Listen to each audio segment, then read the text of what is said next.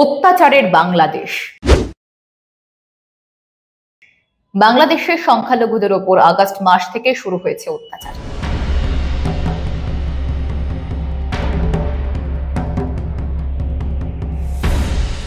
মাসের পর মাস পেরিয়ে যাচ্ছে বাংলাদেশে, কিন্তু সংখ্যালঘুদের ভাগ্য ফিরছে না। তথ্য প্রমাণ সহ এই বীভৎস অত্যাচারের কিছুটা আপনাদের সামনে তুলে ধরব।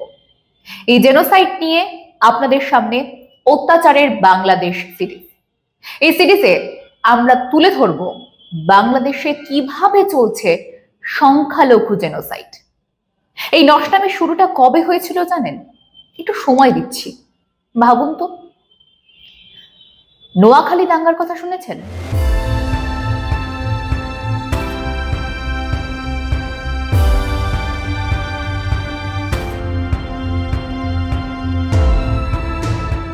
তখনও দেশ ভাগ হয়নি। ডাইরেক্ট অ্যাকশনের ঘোষণা করেছেন মোহাম্মদ আলী জিন্না 1946 সালের অক্টোবর মাসের 10 তারিখ।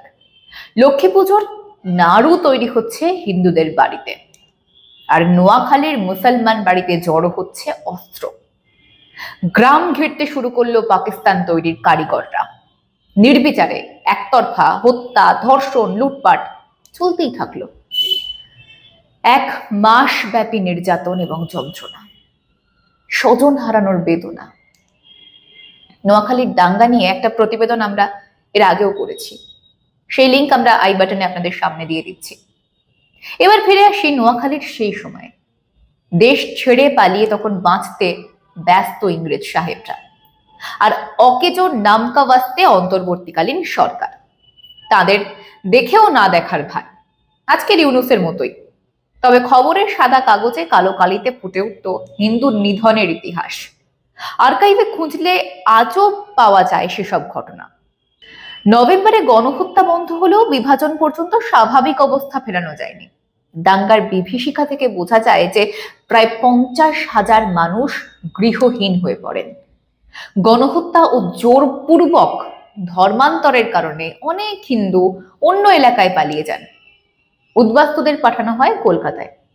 দেশভাগের ঘোষণার পর ফের হিন্দুদের উপর আক্রমণ শুরু হয়।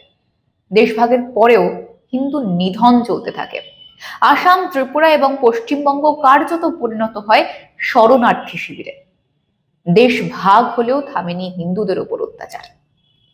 বাংলাদেশে একটা চলতি প্রবাদ আছে, বট গাছ পড়লেই মাটি কাঁপে, আর সেই মাটি কাঁপা আগে অনুভব করে হিন্দুরা। পট পরিবর্তন হলেই যাদের হাত থেকে ক্ষমতা চলে যায় তাদের সঙ্গে ফাও হিসেবে মার খায় হিন্দুরা, যেন তারা যুদ্ধের গনিমতের মাল। আরো অনেক কারণ আছে।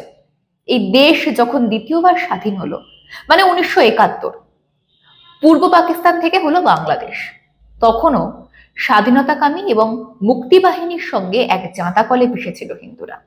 লুঙ্গি খুলে হিন্দু না মুসলমান দেখা হতো। মুসলমান হলে একরকম ধুলাই, আর হিন্দু হলে একটা গুলি যথেষ্ট। খান সেনার সঙ্গে ছিল রাজাকার বাহিনীর অত্যাচার। সেই সময় কারা ছিল রাজাকার জানেন? আল বদর এবং জামাত। সেই জামাত যারা আজকের বাংলাদেশে অত্যাচারের নায়ক, সেই নিষিদ্ধ গোষ্ঠী। জামাত বাহিনী আজ বাংলাদেশে মব রুল চালাচ্ছে, ইউনূসকে নিয়ন্ত্রণ করছে। 71-এও তারা এই একই ভূমিকায় ছিল, হিন্দু খেদাও অভিযান। 71-এ যারা এপারে পালিয়ে এসেছিলেন, সেই হিন্দুরা কি নিজের ভিটে মাটি বা আপন দেশে ফিরে যেতে পেরেছিলেন? উত্তর হচ্ছে বেশিরভাগ ক্ষেত্রেই না। 99% হিন্দু ফিরে যেতে পারেননি।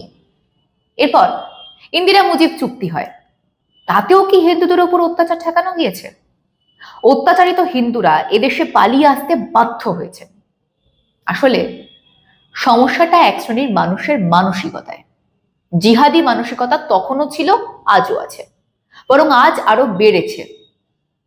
পূর্ব পাকিস্তান থেকে বাংলাদেশ হয়েছে, হিন্দুদের ভাগ্য বদলায়নি পাহাড়ি, আদিবাসী, বৌদ্ধ, চাকমা, খ্রিস্টান কারো ভাগ্য। মুজিব হত্যার পর কারা মার খেয়েছিল জানেন? সেই হিন্দুরা। তারপর সেনা শাসন, বিএনপি শাসন, যতবার পালাবদল ততবার অত্যাচার। আওয়ামী লীগের আমলে কি ভালো ছিল হিন্দু, বৌদ্ধ, খ্রিস্টান, পাহাড়ি, চাকমারা? এক কথায় মুদ্রার এপিঠ আর ওপিঠ। দেখতে একটু আলাদা। কেন জানেন?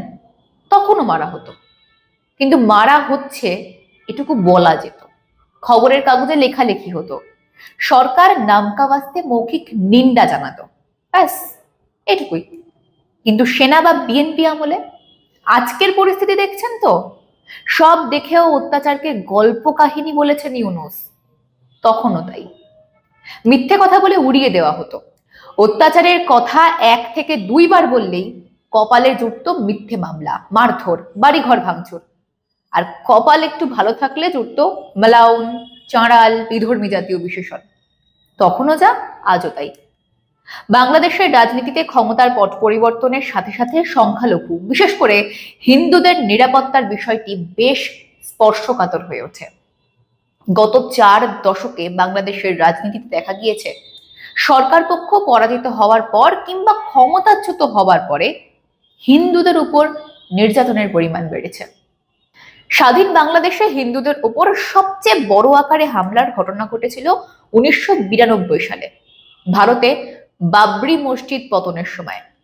তখন খালেদা জিয়ার বিএনপি সরকার ক্ষমতায় ছিল। বাবরির সঙ্গে বাংলাদেশের কোনো যোগ ছিল না, কিন্তু পাকিস্তান এবং বাংলাদেশে এক যোগে হাজার হাজার মন্দির ভাঙা হয়, হিন্দু জেনোসাইড হয়। যাহা পাকিস্তান তাহাই বাংলাদেশ। ভাষার ভেদ থাকলেও নির্যাতনের বেলায় মানসিকতার পার্থক্য লক্ষ্য করা যায় না। 2001 সালের নির্বাচনে আওয়ামী লীগ পরাজিত হয় এবং বিএনপি জয়লাভ করার সঙ্গে সঙ্গে বাংলাদেশের বেশ কিছু জেলায় হিন্দুদের উপর আক্রমণ শুরু হয়। যদিও তখন ক্ষমতায় ছিল বিচারপতি লতিফুর রহমানের নেতৃত্বে তত্ত্বাবধায়ক সরকার।